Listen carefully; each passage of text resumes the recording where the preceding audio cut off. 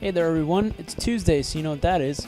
It's Injustice Gods Among Us, the DC digital comic. This is chapter 33.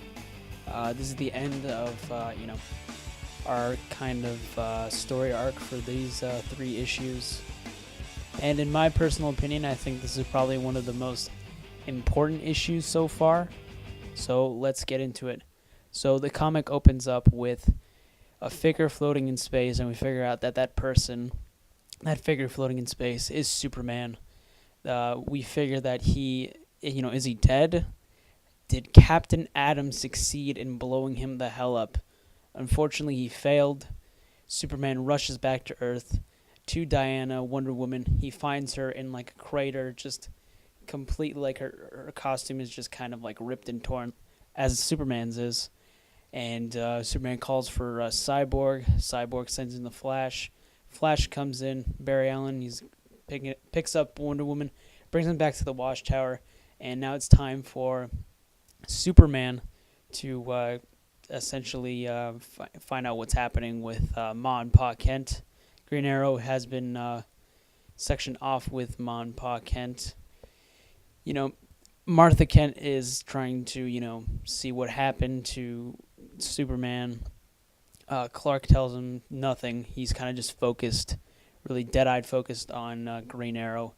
And he's asking him, did you know about Captain Atom and, the overall the plan that's happening right now and how the U.S. government essentially ordered Superman's death.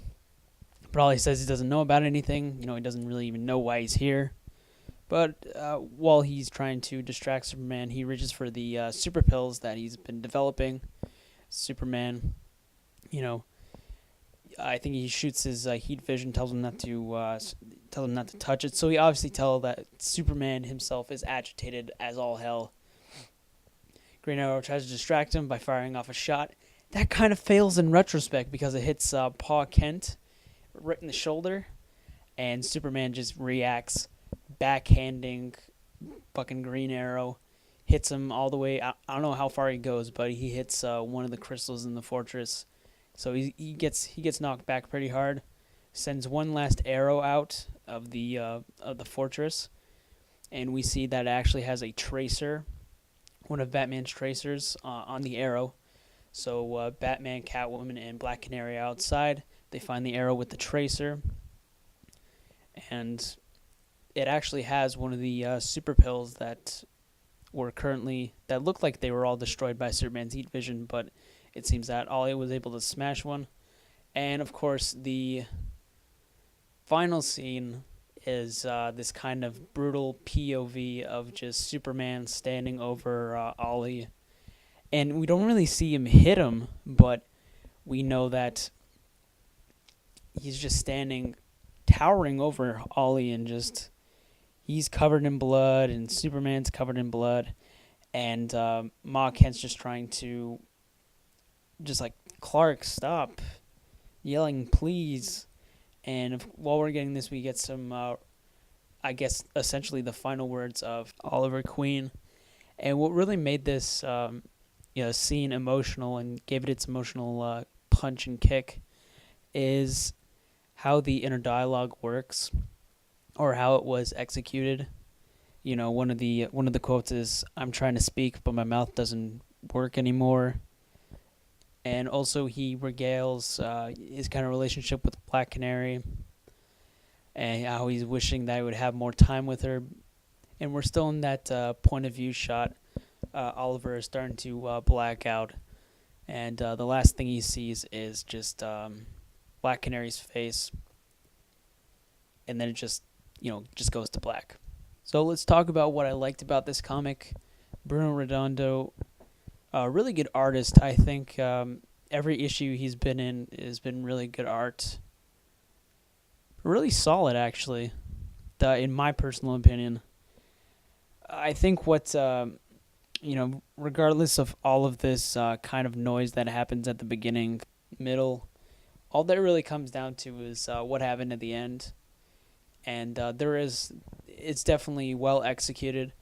In some of my previous reviews before this, I think it might have been chapter 31 or 32, I was talking about my hopes of how they were going to execute the inevitable death of Green Arrow, because I have played the video game and it has been referred to that Green Arrow is dead and he was, murdered by Superman. And this death sequence was far better executed than Nightwing's death in the earlier issues. Far superior, much better. It didn't just end in like a flash second.